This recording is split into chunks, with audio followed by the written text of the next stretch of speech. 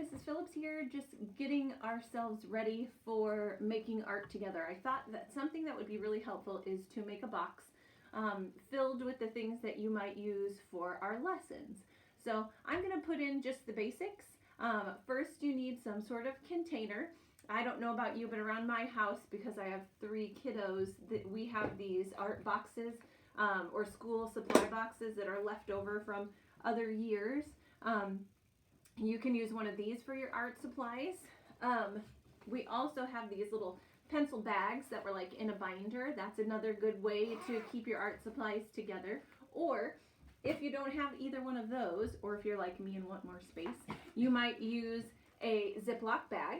So that's what I'm going to start with. And one of the first supplies that's going to go in your art box is a Sharpie. I like to use black Sharpie to outline things, and if you don't have a black Sharpie, that's okay. Any permanent marker will be great for this step, and then any regular black marker will be good for most of our projects. So the first thing I'm going to do is write on my Ziploc bag, Mrs. Phillips's art supplies.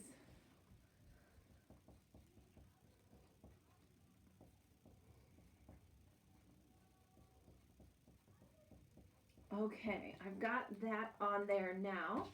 So my name is there, ready to go. And I'm going to go ahead and put in my black Sharpie.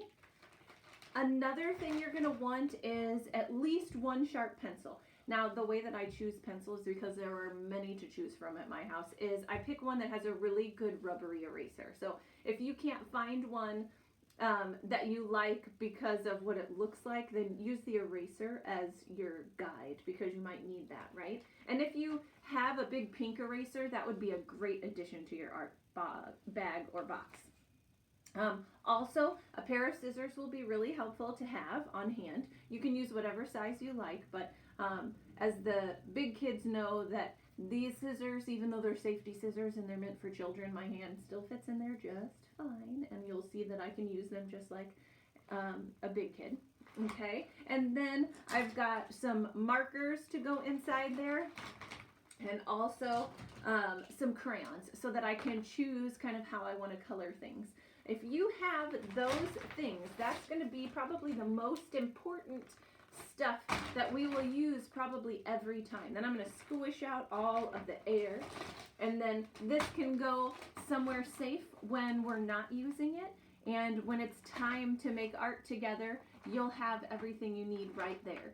Don't forget that you can look at the paper at the beginning of the lesson to know what things you'll need for the lesson for that day.